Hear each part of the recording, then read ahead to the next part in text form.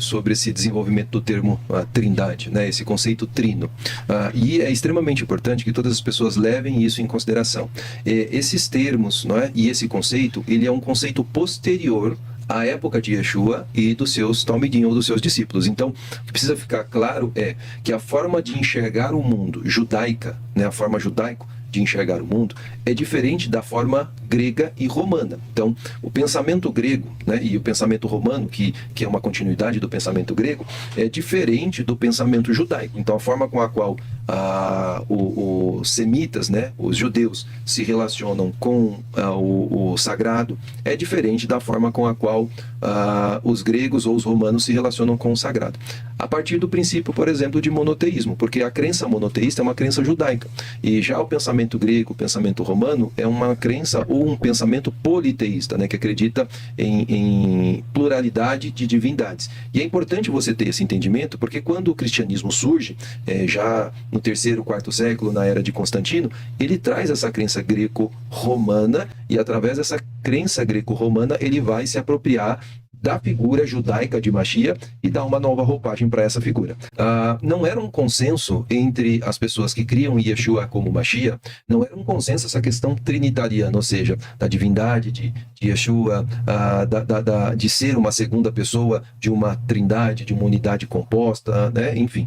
Então, nós vemos aqui, por exemplo, que historicamente, qualquer pessoa que entrar no Google agora e fizer uma pesquisa, vai encontrar essas informações. Então, você tinha, por exemplo, Ário e Atanásio, e eles tinham opiniões opostas. É óbvio que quando Constantino ele faz esse, como eu posso dizer, esse concílio, ele vai trazer força do Império Romano, que aqui nós estamos falando do maior poder da época, para a vertente que agrada ao Império, porque Constantino ele tinha uma ideia de um Império universal, e para um Império universal ele precisava de uma religião universal, e para essa religião universal ele precisava de um consenso universal a respeito dessa religião. Então, óbvio que dentro desse concílio, não é, as pessoas que eram contrárias à vontade do Império Romano foram sendo silenciadas, e somente as verdades, entre aspas, que eram favoráveis à crença romana foram sendo enaltecidas e promulgadas e propagadas pela força do poder imperial. Para o judaísmo, não é?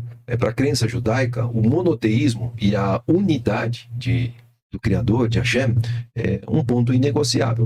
Já para a filosofia grega, para o pensamento grego, para o pensamento romano, para a ética grega, para a filosofia grega, é aceitável uma pluralidade da divindade. Por quê? Inclusive na apresentação que a gente colocou aí de um pensador grego, vocês viram na tela, numa nuvenzinha assim, ele está vendo várias divindades no Olimpo, que era a crença grega. Então, para o grego é comum um Zeus, uma mulher e um Hércules, não é? Então, essa crença, né, de semideuses, é uma crença muito forte dentro do pensamento grego e, obviamente, do pensamento romano, que tinham religiões e crenças religiosas muito parecidas. E aí, o que vai acontecendo é que depois do concílio e com o passar dos anos e dos séculos, o cristianismo, agora, oficialmente cristianismo, porque até então não era esse o termo usado, não é? Ele vai se distanciando e se distanciando e se distanciando cada vez mais das suas raízes judaicas. Se Hashem fosse trino, ele se revelaria como trino e nós não teríamos problema quanto a isso, não é? Então, se fosse da vontade do Criador, né, que ele fosse uma unidade composta de 3 pessoas, nós não teríamos problema. Ele nos diria isso. Mas ele nos diz que é um Adonai Echad. O monoteísmo abraâmico, idolatria é qualquer prática que atribua divindade a algo ou alguém além de Hashem. Ou seja, o que é idolatria? Idolatria é você atribuir divindade a algo ou alguém além de Hashem. A fé abraâmica, ela é uma ruptura com qualquer crença e com qualquer dogma que tenda ou se aproxime da idolatria. E qual é a referência, né, que nós temos, por exemplo, a questão de adoração a Yeshua como uma figura divina? Quebra esse princípio, ou esse preceito do monoteísmo, e é considerado uma forma de idolatria dentro da crença judaica. Está escrito assim, ó, Shimon Kefa, ele está dizendo assim, ó, como Deus ungiu a Yeshua Hanotzeri com Ruach, com espírito e com poder, o qual andou fazendo bem e curando todos os oprimidos do diabo. Por que ele fazia todas essas coisas? Porque ele era divino? Porque ele era uma divindade? Pelo que está no texto bíblico, não pelo que a filosofia greco-romana trouxe para a interpretação da pessoa do Mashiach. Mas no texto bíblico, quando eu vou ler o texto está dizendo assim, ó, que ele só fazia todas essas coisas, por quê? Porque Deus era com ele. E o verso 42 diz assim, ó, e nos mandou ensinar ao povo e testificar que ele quem? Yeshua Hanotzeri, o Mashiach, é quem por Deus, ou seja, que por Deus foi constituído juiz dos vivos e dos mortos.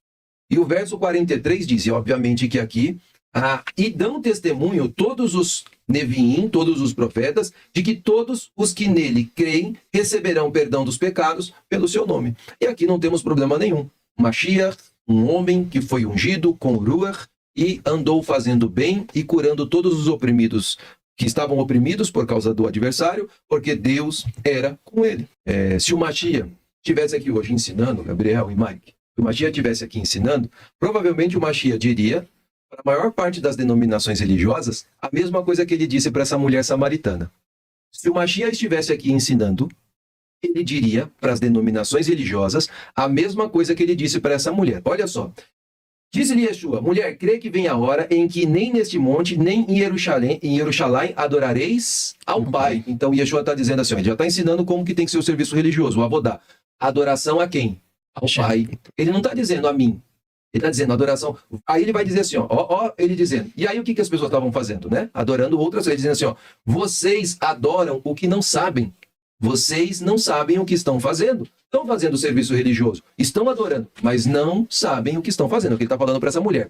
Aí vai dizer, vocês adoram o que não sabem. Aí vai dizer, nós. Ele não diz eu, ele diz nós. Quem que ele inclui dentro dessa sentença? Nós adoramos o que sabemos, porque a salvação vem dos judeus. Quer saber a forma certa de servir? Quer saber a forma certa de adorar? Quer saber a forma certa de reverenciar o Criador dos céus e da terra? Ele está dizendo aqui, nós sabemos o que adoramos, porque a salvação vem dos judeus.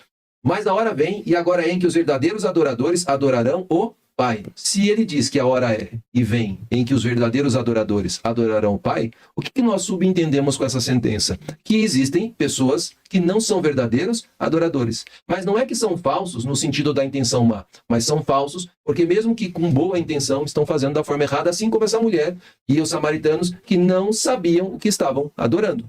Mas, Rabi, eu creio em Yeshua como Mashiach e participei de uma denominação religiosa durante muito tempo. E nessa denominação religiosa, praticamente foi me ensinado que se eu não cresce num conceito da Trindade, eu nem salvação teria. Eu acho que talvez muitas pessoas fazem essa pergunta, não é? Mas você precisa entender que isso é um conceito das denominações religiosas, não é um conceito bíblico. Se você quer a salvação, ouça as palavras do Mashiach.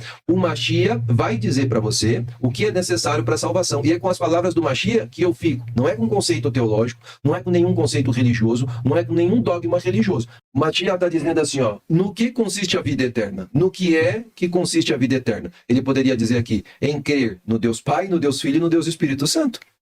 Se a Trindade fosse uma verdade bíblica, Yeshua teria dito isso aqui. E a vida eterna é essa.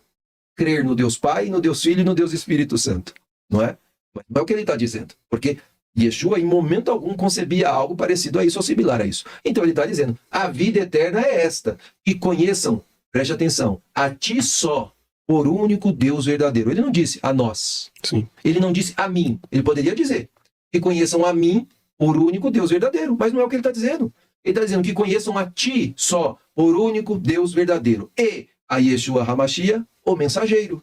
A Yeshua HaMashiach, o enviado. A Yeshua, aquele que foi ungido para trazer uma mensagem. Então, é isso que ele está dizendo. Nisso consiste a vida eterna, em reconhecer que Deus é o único Deus verdadeiro. Hashem, Yud-He-Kun-Vav-He, o eterno, o Criador dos céus e da terra, é o único Deus verdadeiro. E Yeshua é o seu enviado. Embora sendo em forma de Deus, não teve por usurpação ser igual a Deus, mas aniquilou-se a si mesmo, tomando a forma de servo, fazendo-se semelhante aos homens. Olha só, que embora sendo em forma de Deus, Adam Kadmon, ou seja, ele é a representação, é uma emanação da divindade, Adam Kadmon, ele não teve por usurpação ser o quê? Igual a Deus.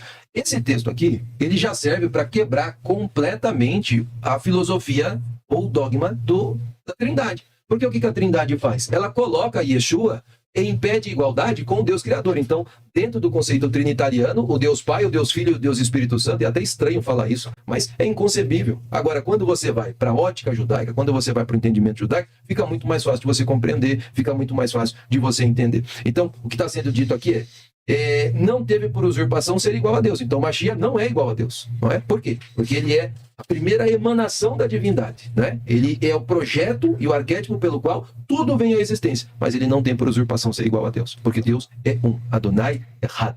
E Mashiach vai vir ensinar todas as nações que Adonai Echad.